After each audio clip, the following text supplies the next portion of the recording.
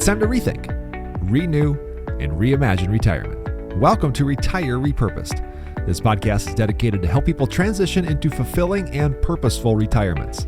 Retirement is a big life change. In fact, the two most dangerous years of a person's life are the year they were born and the year they retired. We believe that retirement is not the end, rather the beginning of what could be the most impactful season of a person's life. So don't retire, become repurposed. Well, I'm your host, Jared Sebesta. I'm the co-founder of Retire Repurposed alongside Ben Tejas. Thank you so much for joining us today. Maybe you're listening to us on the radio. Maybe you found us online. Regardless, head over to iTunes, find our podcast, and click subscribe. Better yet, leave us a quick positive rating and review. If you would just take a moment and do that, we would appreciate that so much. Now, this podcast is all about retirement, but it's not about money. It's about the non-financial parts of retirement, which many times can be even more challenging than the financial.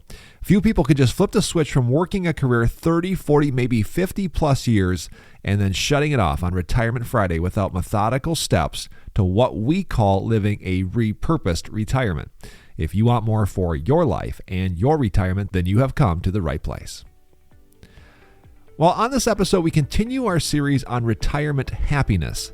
Society tells us that retirement is the time when we can truly live and be happy, but does retirement make good on that promise? And furthermore, what makes us happy in the first place? Well, in this podcast, we consider the question, what is the best age? And to answer that question, we look at our own personal stories, our own personal testimonies, and we look at research from around the world to again answer the question, what is the best age? Enjoy this episode.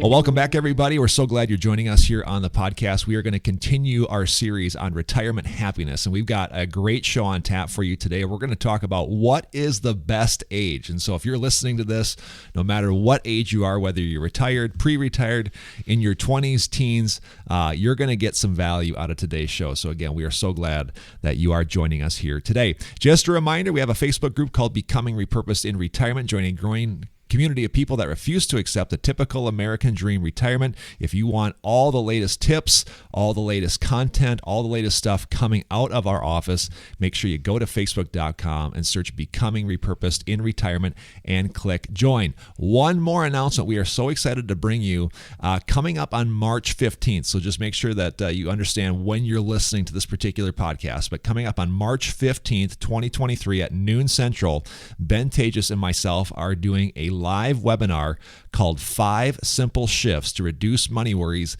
and Love Retirement. As we've said, the typical American dream retirement, it's a flawed concept. There are expectations and assumptions that people just kind of go along with, and these things never get challenged. And what happens is people unknowingly believe these untruths. They focus too much on money and less about the things that are really important in retirement. Join Ben and myself again, March 15th at noon Central. We're going to break down some of these sacred cows of retirement. It's a free online seminar, but you have to register. And here's how you register. You go to our website, retirerepurpose.com, and you'll see a link at the top of the page called 5 Shifts Webinar. Click on that. Again, go to retirerepurpose.com and click on 5 Shifts Webinar to get signed up today. Again, that's coming up on March 15th. Ben Tejas joins me on the show here today. Lots of fun stuff going on. And there's this reoccurring theme, and whether it's a podcast, whether it's a seminar that we're doing, whether it's stuff that you're seeing on the Facebook page, it's coming back to this idea of kind of breaking down the barriers of what typical retirement looks like. Yeah, Jared, and I'm super excited about the webinar. I think if you're listening and you want to dive deeper into some of the stuff we're talking about and realize there is a way to make the American dream retirement. The problem is it's not going to look exactly like you've been told, but it is possible to have a extremely fulfilling and amazing retirement. So yeah, that I'm very, very excited about. Again, I think that, I don't want to give too much away, but retirement focuses so much. Again, and if you don't believe me, Google retirement. If you Google retirement, you're going to get pages and pages and pages of financial advice. And there is certainly a financial aspect to retirement. The problem is when it becomes all about that. And we see that in our business where people just come in and really their lives, the things on their mind, their mental real estate gets too wrapped up on the financial side. And that's just it's not healthy in many ways. No, and it increases stress. It causes so much. There's a chapter in my book. It's titled "Money Doesn't Buy Happiness, but Pensions Do." And really, and if you want a copy of the book electronically, we'll send it to you. But that chapter specifically talks about how income is a part of retirement needs because you need your daily bread. And then it talks about wealth and the differentiation between income and wealth. I mean, the wealth side oftentimes does cause people to actually have less happiness because of more stress. Mm-hmm. So when we see that's a very simple shift. I'll give away one little nugget there coming up on that webinar. So if you're interested in more of that, please tune into that thing because today we're talking about happiness. Right. And I know because I've seen it. If you want to destroy happiness in your retirement or in your life, then focus so much on your finances. Yeah. I mean, and let them rule your life because that is an easy way to not be happy. The webinar is called 5 Simple Shifts to Reduce Money Worries and Love Retirement. Again, you sign up by going to retirerepurpose.com. Last week, we started this new series on retirement happiness. We had basically an open discussion on really what is happiness? What does it all mean? We dug into the Bible and we dug out words and verses referring to the word happiness, peace, contentment, and joy. And I mean, what was your takeaway? It seemed to me that there was really the connection to having those 4 words, and you could define them a number of ways, really comes back to faith and your connection to God. Yeah, I mean, my takeaway, Jared, is that I was driving with my wife the other night, and she said, my mom, so this is my mother-in-law, listens to your show, Ben, and she said that you were referencing that your wife had said you're not very happy, and that you were doing a whole show on it. And she said, well, Ben, you need to keep working on that because you're not there yet. And to me, I'm like, okay, I love feedback, and I love, especially when it is coming from a place of love. And man, I have had in the last couple of days some great days. I've been very, very happy, and I'm thinking, why, right? And for me, it's because I was able to, in these last few days, and I'm generally, an optimistic guy, but I've been able to spend some quality time serving. For me, that did it. We had a great event that I was able to MC for a local nonprofit. It energized me. Mm-hmm. It was a cause beyond myself. And then yesterday had a phenomenal meeting with a client and was able to use my skills and talents. And I keep thinking about when I remove those things, when I remove a cause greater than myself, when I don't spend enough time using my skills and talents, and then furthermore, when I don't, when I'm walking further away from God and I'm not staying in the Word, boy, I get pretty grumpy pretty fast, right? And that doesn't mean that if you do all those things, you're always gonna be happy. We have ups and downs, right. But for me, that was my takeaway. So when I look at those verses that we shared last time, for me, sometimes it's that Romans 15:13 one that jumps out. It's like you're gonna have trials. You're gonna have things in your life that you don't that don't come easy. Mm-hmm. What you do with those, right? And if you tie it back to, looking at it as, hey, I'm going to grow from this experience, that really brings me more happiness than anything else. Yeah, I think that there's a lot to that we could break down. But again, this tie to faith, serving, cause greater than self, they're all connected. And I like what you said there. I mean, it's not that we don't have difficult seasons. It's not that I think God is calling us to just be, oh man, this is so great. I'm so happy we're going through this. But underlying joy of knowing that there's something greater for us and that there's a calling that's way beyond us on our lives. I think that is really important. So let's talk about today. By the way, if you missed last week's show, go on iTunes. We say it every single show. Go back on iTunes, check it out, subscribe. By the way, I forgot to mention we're on YouTube as well. So if you want to find these shows not online, not on iTunes, and you missed us on the radio, go to YouTube and search Retire Repurpose. You'll find all the shows there as well. So today we're going to talk about what is the best age. And this is just kind of a tee-up question that we wanted to use to kind of get the conversation going. But I do find this an interesting conversation because I think as you get older, and I want to say you or we, I mean, Ben, you and I are now kind of well into our 40s, but you start to look at life a little bit differently, and you start to have maybe some conversations and start contemplating some ideas more than what you did, maybe 10, 15 years ago. And so to get the conversation going here today, I did a lot of Googling, as I probably do on a lot of these shows, doing some research. But I searched what is the best age, and I searched happiness curve. And what I found over and over again really was a U-shaped curve where it starts out high in your teens and 20s and then dips about middle age and then comes back up, generally speaking, around 65 or 75. There's a particular study that was done by ONS Wellbeing Study back in 2017. We'll reference this for our conversation here today, Ben. And by the way, if you're on the Facebook page, I'll shoot a picture of this on the discussion board so you can see exactly what we're talking about and reference, and I'd love to hear your thoughts on it as well. But there's some interesting notes on this particular curve, which we'll talk about. But again, let's just start at the beginning.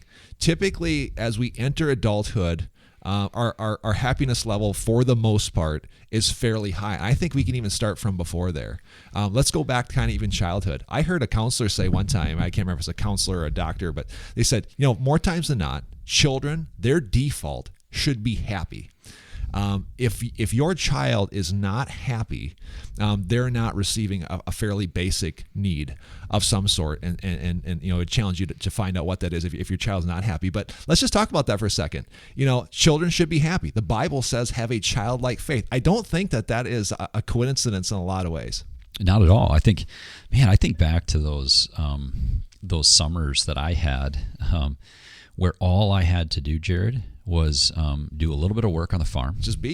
And just go dirt biking with my brothers, right. and then come back and do a little more work. And then it was like dinner was prepared and we just hung out as a family. Mm-hmm.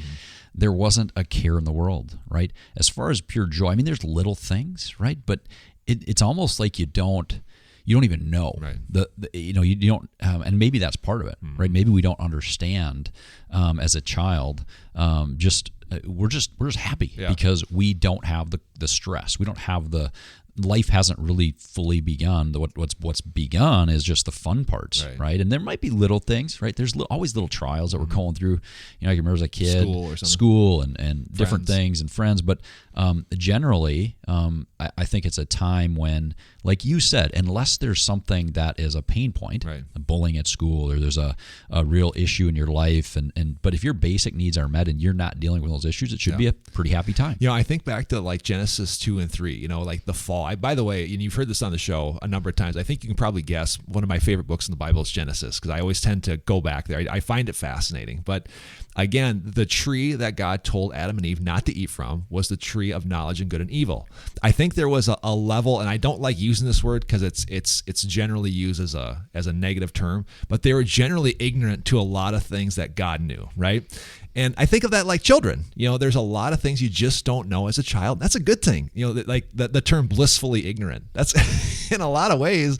Like I think that's why a lot of people are so happy when they're young, is because they don't understand life insurance. They don't understand paying taxes. They don't understand the trials of raising children. They don't understand the stress of this world, how broken it is. The older you get, I would say, especially as you enter, 30s, 40s, and 50s and beyond, you start to really understand how broken the world is. And there's a lot of those things that you don't get, and I find that the beginning of the fall started with an uncovering of information. And so again, I see the tie between God saying you have childlike faith and the freedom and almost how liberated Adam and Eve were, pre-fall, how free they were just to live and be happy. I bet you they were pretty happy back in the garden.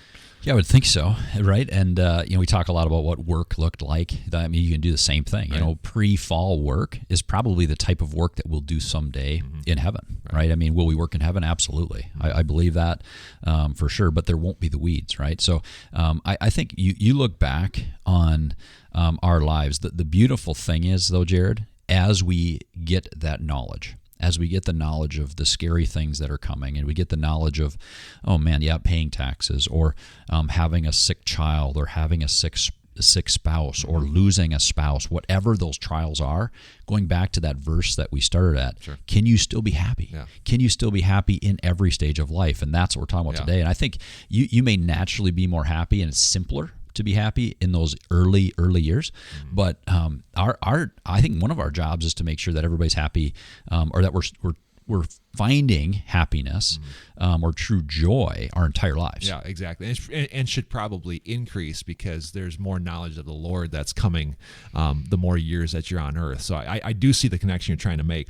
As we look at this happiness curve, it starts to go down into our 20s. There's a little bit of a bump. From this particular study, there's a little bit of a bump where it goes back up right around 25 to 34. So again, you come out of college or whatever, happiness starts to go down. But then there's a little bit of a bump. And to me, this makes sense. What happens for most people around 25 to 30 years old? You have kids? They get... No, I'm just teasing. Oh, my daughters don't listen to this. I love them. But I think after you leave, you get your job, and for me, I remember that blissful age pre-kids. Right. But some of it is just, hey, I've got responsibilities are bigger. Exactly. I've got debts. I've got responsibilities that come in. Yeah. Which should it take away our joy? No. In fact, it should bring joy. I think some of our happiest days, my happiest days, were those nights where I was just holding my daughters. Sure, absolutely. Because it was amazing, right? And I still love holding a newborn child because, like, man, it just brings you joy. Sure. But the reality of it is that child, you're going to have troubles. You're in charge of this human being now. And for me personally, that meant, at least with my firstborn, a lot of some medical stuff, and we had a lot of stuff going on. And if I didn't have God in my life at that time, and there's times when that's all you have, man, it's easy not to be happy and to really, really, again, those are those trials that come into our life that, again, slowly weigh us down. Yeah. I remember one time my brothers had visited us in the hospital, and they laughed, and my dad came over and he said, wow, you know what your brother said? I said, what? I said, boy, Ben's looking really old. Wow. But again, it was a tough season. Yeah. And I know it was part of my daughter's journey, part of my journey. Was I happy? No, necessarily in that moment. But as we work through it, I can find true joy in that time and happiness. The happiness curve kind of tails off and continues on this descent all the way through 40 to about 50. This particular study puts it uses the word misery in quotations. I'm not using that for verbiage, but it says our happiness basically bottoms out between 45 and 55 years old. You could talk about the midlife crisis, but this is kind of where we are, Ben. But what's going on in our lives right now? Yeah, man. I mean, so we're both mid 40s and technically probably having midlife crisis. We call this midlife crisis show today too. Yeah, pretty much. But no, I think what's happening to us and what's happening to me is like, okay, you've spent your life like working towards goals and trying to create things and do things, and for many of us, you've achieved them and you've gotten to this point, and now you're looking. At least I'm looking at my daughters as they've aged. I'm like, wow, I'm going to be an empty nester soon, right? So I'm going to have, they're leaving the house. They're going to be moving on to college, and they're going to be moving on to their own lives. And that can be a very, very, very challenging time. Mm-hmm. Well, it's twofold, right? As you look at this curve, the lowest point of happiness is, again, in that middle section of life, like 35 to around 45 or 50. This is when we're raising children. Now, raising children is a phenomenally fulfilling thing, but it's also very difficult, and so I find this as a conundrum. I'm in many ways, for me personally, I've got my kids are a lot younger than you, Ben, so I'm not dealing with the empty nesters. I've got young kids in my house. It's challenging. It causes stresses in our home. It causes tensions in our marriage, but it's insanely fulfilling at the same time, so there's a bit of this conundrum between, happiness, how I feel versus joy. But I find that kind of interesting because really in that middle section of life, this is when life is really, if you were to go back to some of these other shows that we've had on life optimization, this is the most optimal time of life because we're old enough where we're not we're not kids anymore that are broke. Hopefully we've got some money and a little bit of career behind us, but yet we're not, 60, 70, 80 years old yet where we still have our health. So this is actually the most optimal time. If you were to look at those, those designations of time versus money versus energy and health, this is the most optimal time, but yet on this chart, it comes up as the least happy. So again, it's kind of a catch-22. It just depends on kind of the phase of life we're in. Yeah, it does. I think one of the things that brings about, I think, in that age when you're like, oh, I'm starting to lose some happiness, is some of it is regret too. I think right. You can't have a discussion around happiness and where you're feeling without dealing with the regret and dealing with, which is a very important thing to think about, and not dwell on, but to recognize that there are things that destroy people's happiness when we look at regret. So whether or not be, I heard a story about an extremely wealthy individual, and I've actually seen this firsthand in our business, but where they say, I would give back like every dollar right. that we've ever earned to have to have had a happier marriage, to have a happier relationship, better relationship with my children, whatever it is. So I think some of that is regret too. Yeah. In that midlife stage. It's like, okay, either I've accomplished a lot and I'm starting to feel regrets, or I haven't accomplished as much as I think I should have, and then I have regrets. There's so many parts of that that come into a midlife kind of hiccup or crisis that people talk about. So there's a whole show in there. I've seen so many videos on Facebook and stuff of people who are probably about our age or more that are extremely successful, and on the outside they're super successful and people emulate them, but if you look on the inside, they'll come to tears because they have a failed marriage and their kids don't speak to them and they missed out on so many things. It's a very delicate balance of life, and so when I look at some of this data, I can certainly see why people would feel a certain way at this time. Let's talk about kind of the second half of life now. Now there's a real sharp, steep curve upward through our 50s and our 60s, and it generally peaks out at around 65 to 70 years old, even higher on the happiness, I'm using air quotes, scale than when we were teenagers. Let's talk about that for a moment. I think it's really interesting, right? And it does... it does back up some of the stuff we're talking about here, Jared, about that we talked about many, many shows, is that even the anticipation of, retirement, and I'm starting to get empty nest, and you're starting to get used to that new lifestyle, and you're like, okay, we're able to spend more time on, more, enjoyable, fun stuff that we've kind of put off for years. Maybe you're seeing some anticipation for something that you may not fully be what you thought it was. But I think in those last years, and not last, but the last part of our working years anyway, I think the finish line, or what some people call the finish line of their life, which is retirement for many of them, it's like, this is where I wanted, this was my goal to get here. Once they get there, it can start to let them down. I think that's why you also see, and again, we're kind of jumping ahead here, there's a pretty steep drop off on this particular study on the back side of that. So again, I'm just trying to explain this to people listening. There's a sharp uptick through our 40s, 50s to near 65, and then it tails off. And I think that goes back to some of the other data where we've seen where isolation starts to go up. The amount of time spent with friends and family kind of just tails off. But again, look at one of the other factors that is starting to happen at 65 and beyond. That's our physical health. Yeah, you can't. Physical health after in your 60s is so important, right? It's always important, but we were talking about this the other day off the air, and you said something like, when is the best age? And it's whatever age you're at, right? And we did have that discussion, and I think that'd be your goal, right? And we're trying to have joy in our life.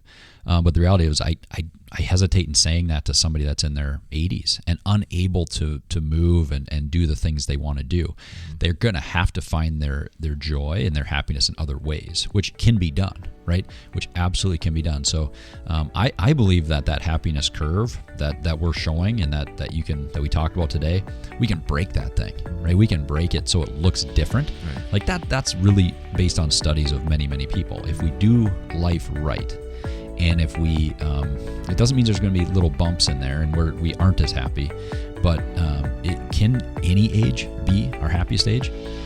I think it can.